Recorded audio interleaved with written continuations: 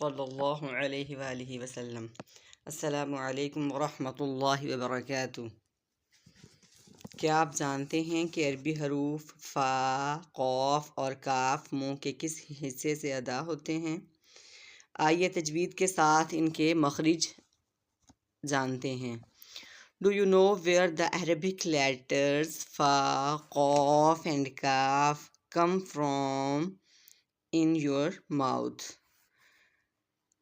Let's uncover their exact articulation points with tajweed. فا، first of all ہم دیکھیں گے فا، اوپر کے سامنے والے دانتوں کا کنارہ نیچے والے ہونٹ کی اندرونی جانب کو ہلکا سا چھوتا ہے تو یہ نرم آواز اور ہلکی سی آواز نکلتی ہے۔ Tip of the upper front teeth lightly touch the inside of the lower lip, it's a soft and airy sound. فا جو ہے وہ نرمی سے ادا کیا جاتا ہے۔ اس کی پریکٹس کرتے ہیں۔ فا، اس کو کیسے ادا کریں گے؟ فا، اگلا لفظ جو ہم سیکھیں گے وہ ہے قاف۔ The next word we will learn قاف۔ زبان کا پچھلا حصہ نرم تالو منہ کے پچھلے اوپر والے حصے کو چھوتا ہے۔ یہ ایک گہری اور مضبوط آواز ہے، اس کو پر پڑھا جاتا ہے۔ قاف۔ The back of the tongue touches the soft palate. The upper back of the mouth. It's a strong and deep sound which produced from the throat area. اس کو کیسے پڑھیں گے؟ قاف۔ اس کو ہمیشہ پر کر کے پڑھا جاتا ہے، قاف۔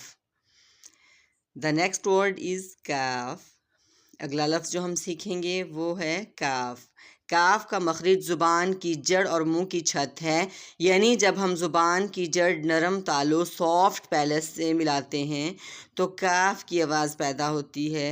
اس کاف کا مخرج پر پڑھے جانے والے قاف سے تھوڑا سا نیچے ہوتا ہے۔ دا آرٹیکولیشن پوائنٹ مخرج آف دا عربک لیٹر کاف is the back of the tongue touching the soft palate, upper back part of the mouth. اس کی پریکٹس کر لیتے ہیں۔ کاف، اس کو پر نہیں پڑھیں گے، اس کو کاف پڑھا جائے گا، کاف۔ یہ صرف ایک ویڈیو نہیں، ایک قدم ہے قرآن پاک کی طرف۔ چینل کو سبسکرائب کر کے اس سفر کا حصہ بنیں۔ This is not just a video, it's a step towards the Quran Pak.